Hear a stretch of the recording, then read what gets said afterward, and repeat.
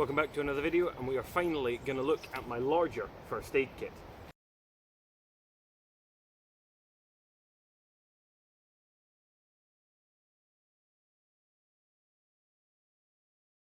So that's right, welcome back guys, thank you very much for joining me once again. As I say, in this video we're going to finally, after a long time of me promising it, take a look at my larger first aid kit that I carry, and we're going to run through why I carry carry a first aid kit like this, when I carry it, what's in it, and all of that kind of stuff. As I say, I've been promising this one for a while and keep not getting around to it, but we are finally going to. So quickly before we get into it, I just want to let you know, next weekend, the weekend of the 27th of May, is the Bushcraft show happening at Stanford Hall down on the eastern side of Birmingham. I am going to be there the whole weekend,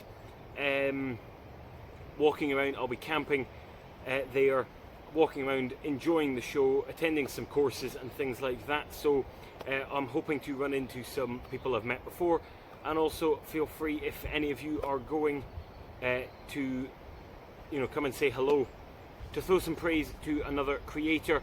Go check out TA Outdoors' social media posts on Instagram, Facebook and things like that from the last couple of days. He has been gifted a discount code for weekend tickets, so go check that out. If you haven't yet bought tickets and you still want to, go use his code, get discount, send him some love. And back to the video. So previously I have talked about this first aid kit, this small pocket first aid kit that legitimately does live in my pocket every single day, everywhere I go. If you haven't checked that video out before, it's linked up here and down in the description.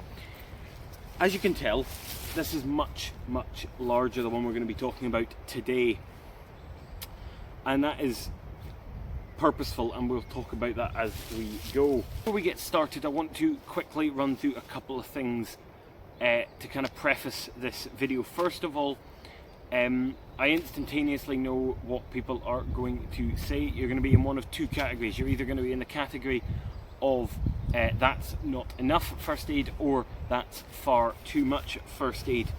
Now I want to address the that's far too much more.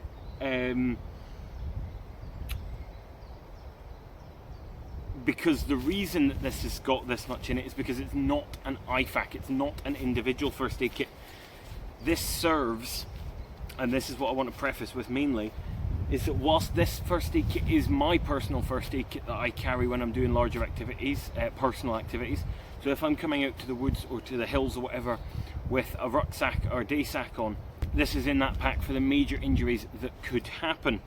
However, this is also equipped and kitted out as a group first aid kit for when I'm doing scout activities. So this serves both of those purposes, and that is why it's got more kit in it than you would ever need, hopefully, for yourself. And obviously with all first aid kits, you hope to never have to use them, but you want them when you do.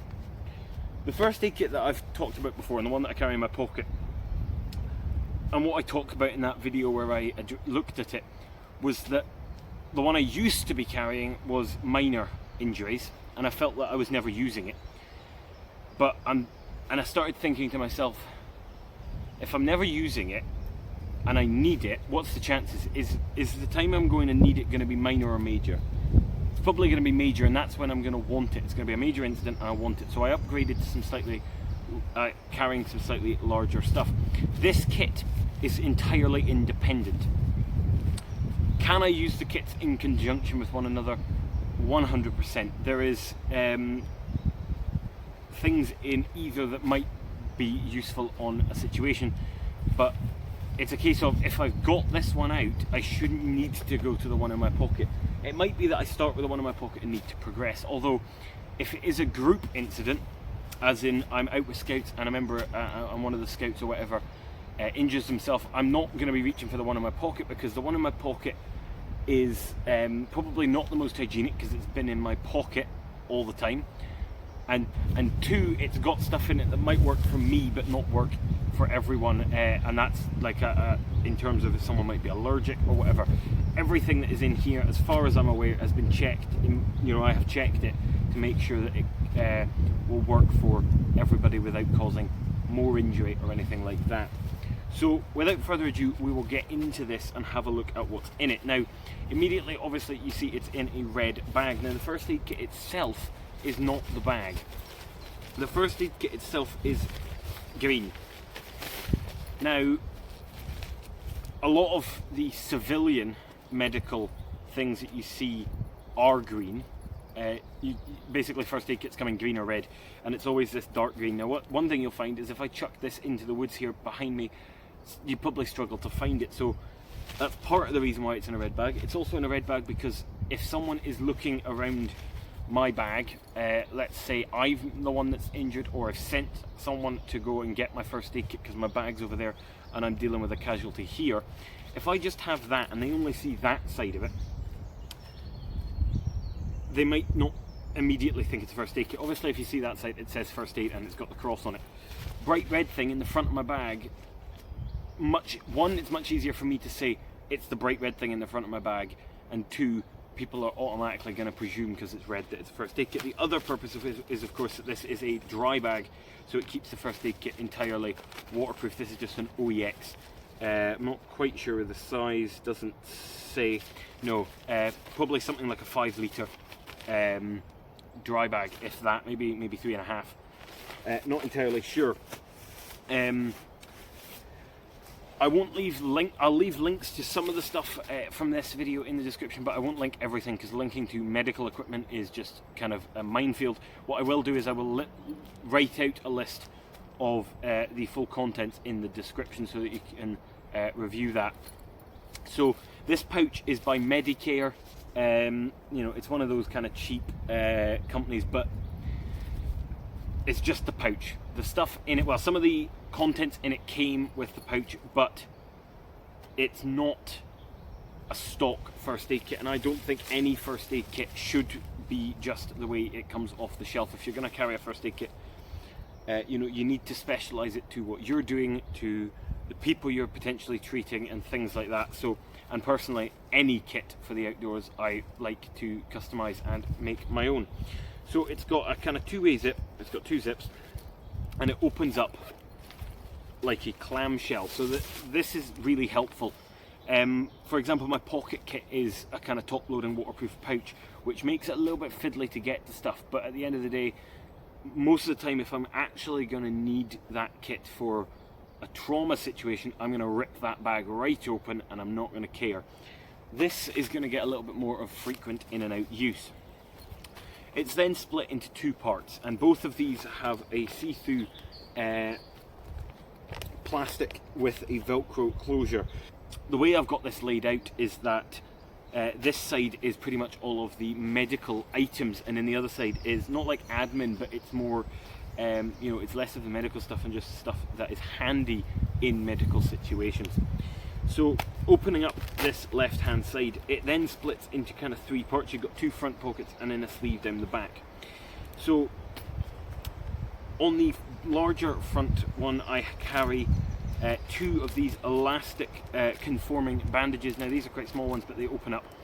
I've got 2 of them, and that's for wrapping. You could use it to wrap a wound just the way it is.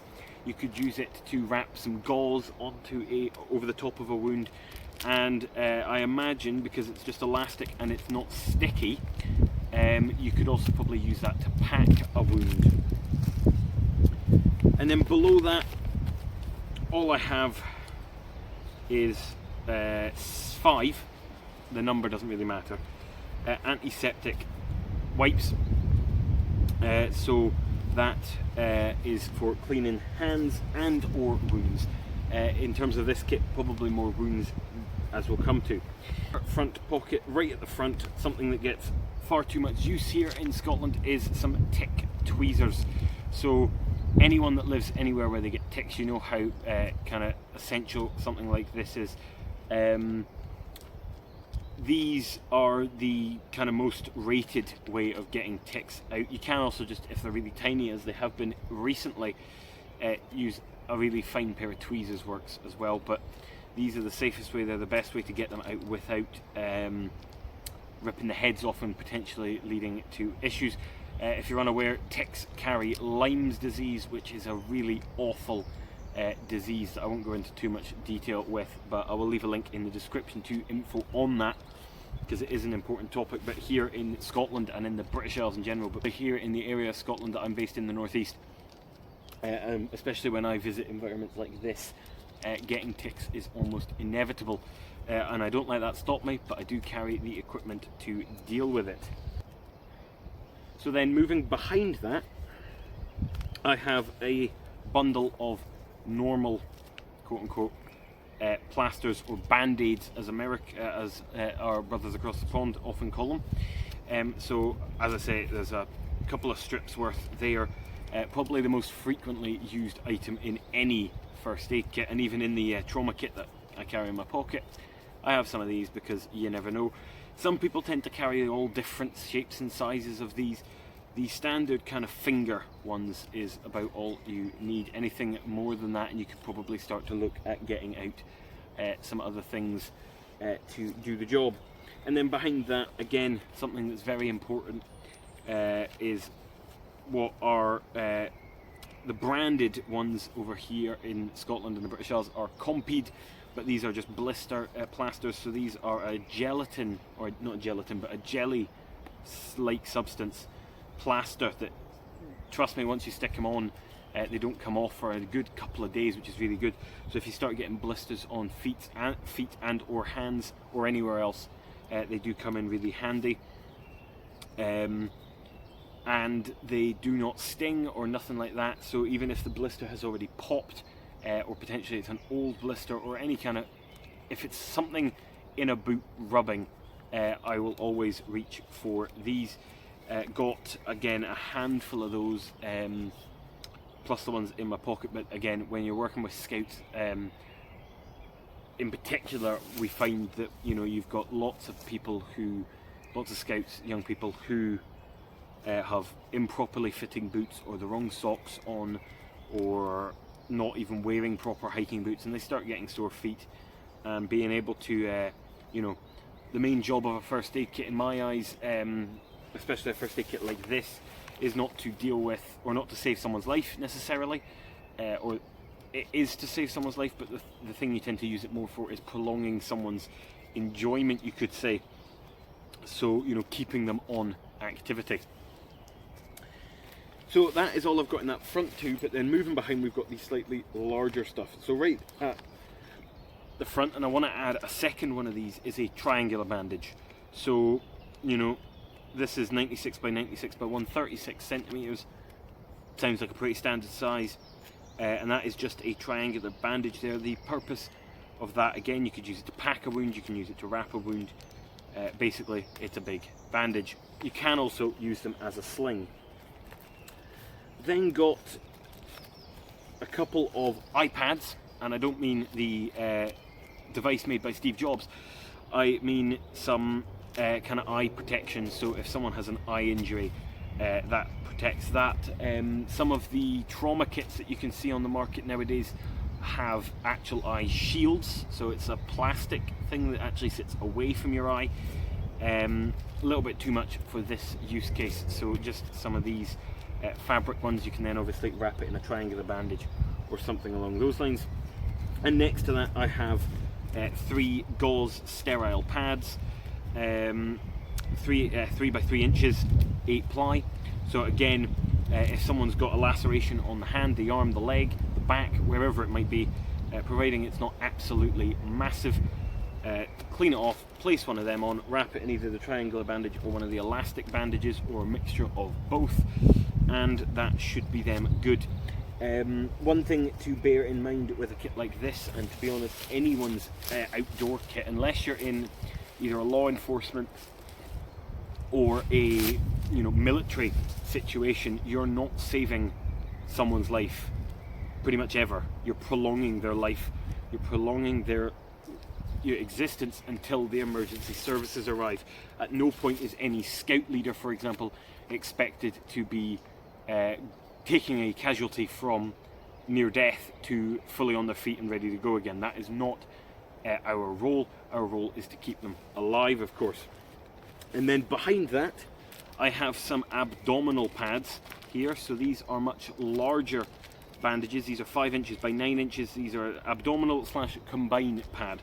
So, you know, for basically it's a beefied up, sterile gauze pad. So slightly larger wounds, these might come in handy. You could also, of course, pack with them.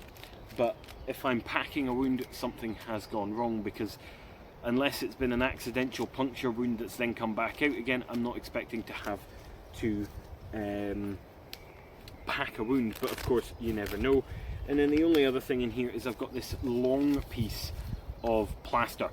So the same material that is used for the small plasters for fingers, you can get in large strips. So this comes in handy. You can then cut this up. And the one thing that actually is not in this kit that I have realised that I need to put in is a pair of scissors. However, I do have a pair of scissors in my pocket kit.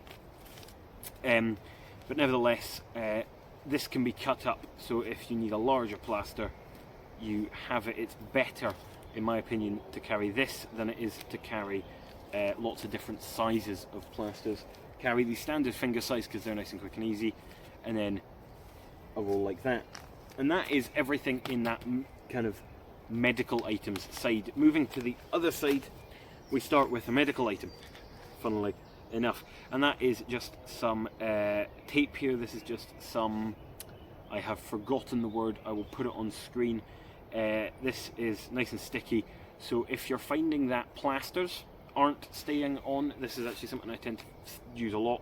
If a plaster's not staying on someone's finger, especially if it's a minor cut on someone's finger and they're continuing with a physical activity where they need their hand, you tend to find plasters will never stay on.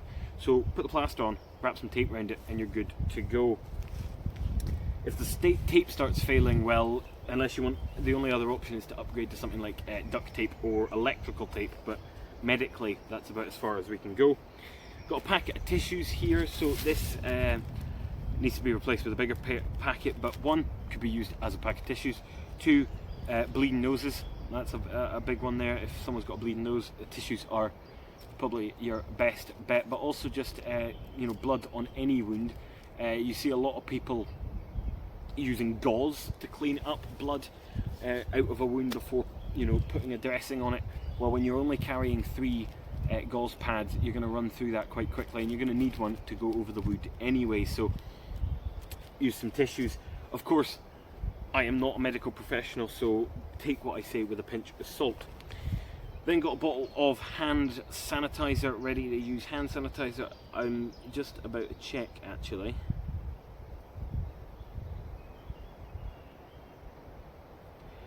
Yeah, so bottle of hand sanitizer, that is not obviously for cleaning the wound before someone thinks that.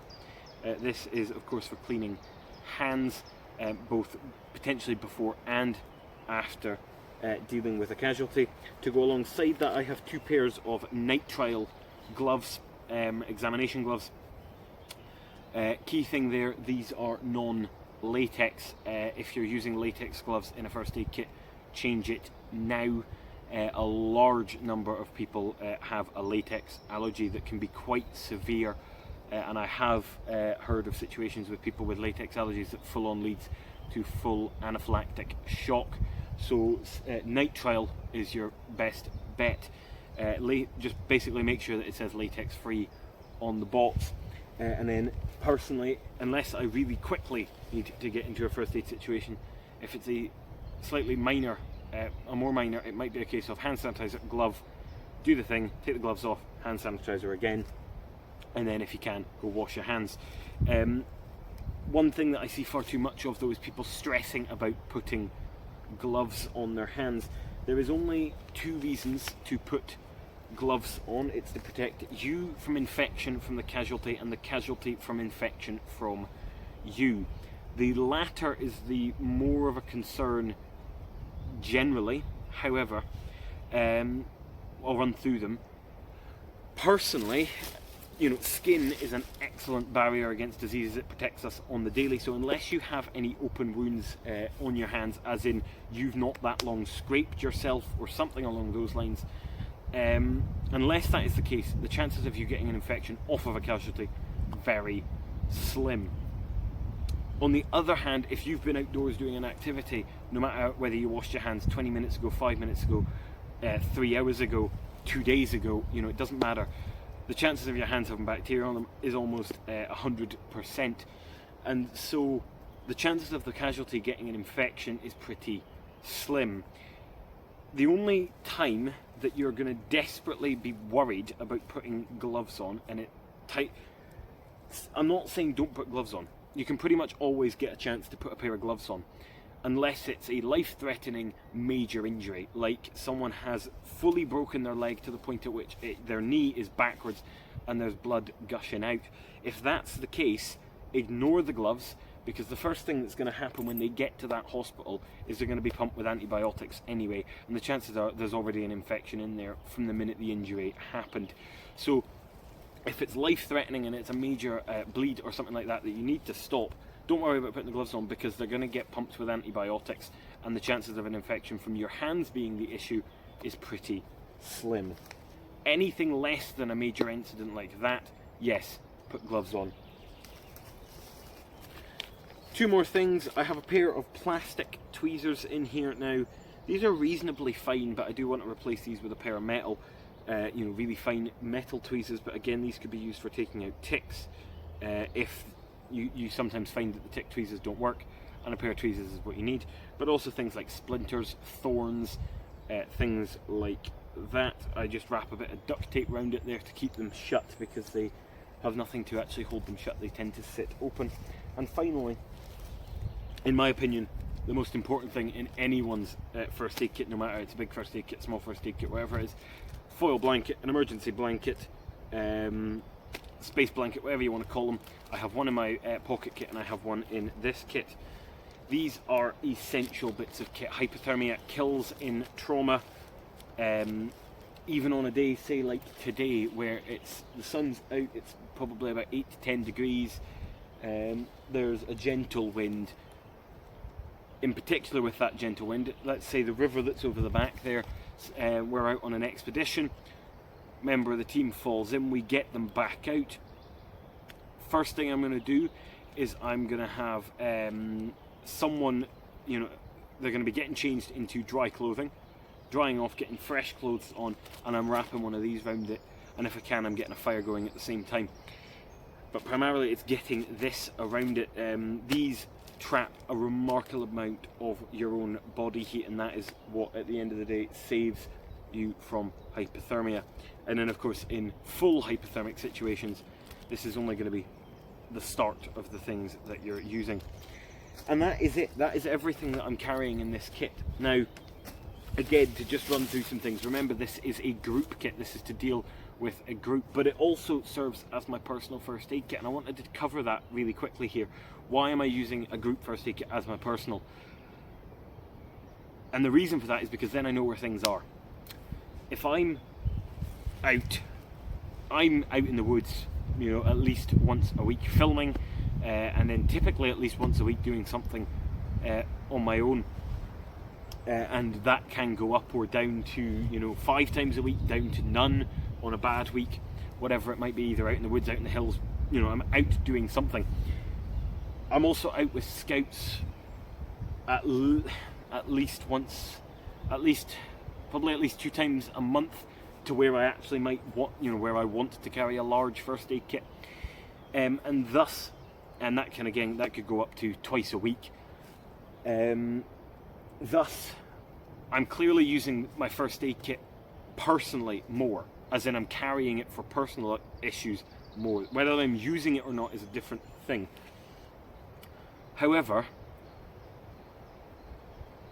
the idea of carrying the same one for both is it means I get used to it. So if I use it for personal stuff, I'm remembering where stuff is, so that when a group situation comes up, I can go bam, bam, sort it there and there. No faffing about. I was on a medical scene, and I talked about it was actually before I filmed that, before I updated my pocket kit. I ended up third on scene of a medical situation, and the first person on scene actually happened to be a ranger.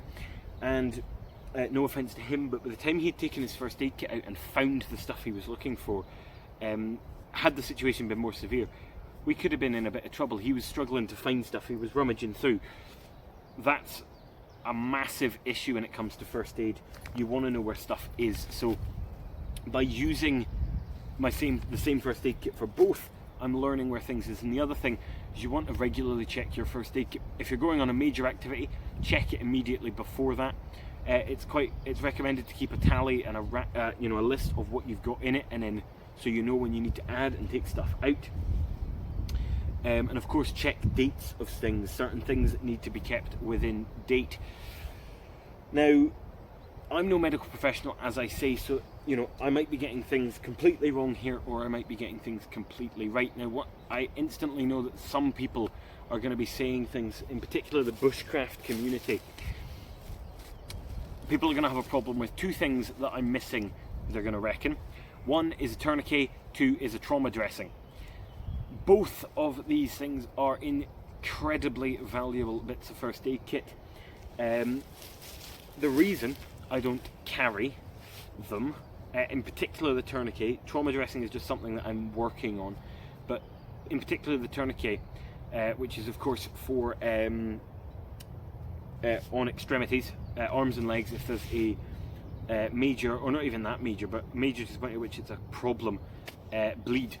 Tourniquet stops the blood flow and can save patients really easily. The reason I don't carry one is because I'm not trained in how to use it, and in particular in terms of scouting, if I'm not trained to use it, I can't use it. But even in a personal situation, I wouldn't want to carry a tourniquet in case you can do serious damage with a tourniquet if you do it wrong. So I don't carry one. It's something that I'm working on. I want to get full first aid qualified. Currently I am first aid trained within Scouts. I'm first aid trained and I can use everything that I'm carrying, and that's an important thing, is to make sure that you can use what you're carrying, but I'm not actually qualified first aid, which is something that I'm working on. So in particular outdoor first aid with things like tourniquets, trauma dressings, because what some of you are going to be saying is, what happens if you hit yourself in the shin with an axe whilst you're out in the woods?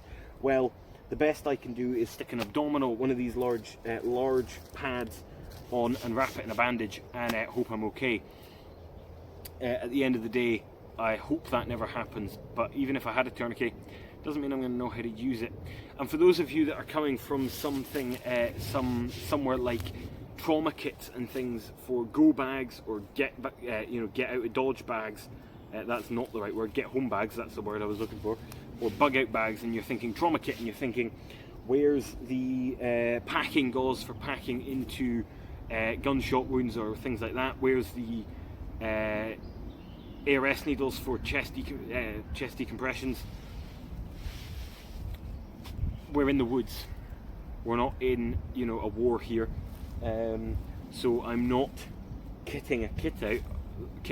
I'm not loading a kit out for gunshot wounds and things like that. If I was to take up shooting, it's a different thing, but currently it's not an issue. So that's that kit packed back up there. Now, I'm aware that I've talked a lot about Scouts in this video, and some of you might be thinking, what's he on about or whatever. Now, apart from my personal time I spend in the outdoors, the main thing I do is Scouts. I've been a member of the Scout movement for 11 years, and that is where most of my outdoor skills and knowledge comes from. I've now been a young leader for 3. Now, that is someone aged 14 to 18 who decides to volunteer as part of the leadership team, as the team that run events. And personally, I've taken a very full role under that position. And you might be saying, would a young leader ever have to do first aid? Not officially. On pretty much every activity, we've always got a qualified first aider, which is one of the adult leaders who has been qualified with first aid. But I still carry a group first aid kit, because if I'm at any point dealing with Scouts individually, which does happen occasionally, and they need first aid, I ain't going to be waiting till the qualified first aider comes over. I'm going to be doing what I can to save their life. And also, it's potential that even if I'm not running something myself, I might be the closest person to that casualty to deal with it. So I'm going to start going whether I've got a qualified person coming or not. Of course, you've got to be careful when doing first aid in certain places. You know, certain countries, it's not necessarily illegal to do first aid, but you know, remember that the person that you're doing first aid on can do things like sue you for inappropriate, you know, touching and whatever it might be. Here in the British Isles, that's not a concern if it's a member of the public. If it's a member of the Scouts, one, because I'm under 18, it's a little bit easier, but mostly it's because we've got, as a leadership team, we get the consent from the parents to do first aid if necessary. And of course, once a qualified first aider arrives, they take over. But that is not to say that I'm not going to be pulling this kit out. So there we go, that is my outdoor first aid kit. This is my larger first aid kit. This is the one I carry both for myself when doing larger activities, but also for any group activities. So I hope you liked this video. If you did, leave a like down below, and if you're new here, please consider subscribing as well. Check out the information in the description, and until next time, bye for now.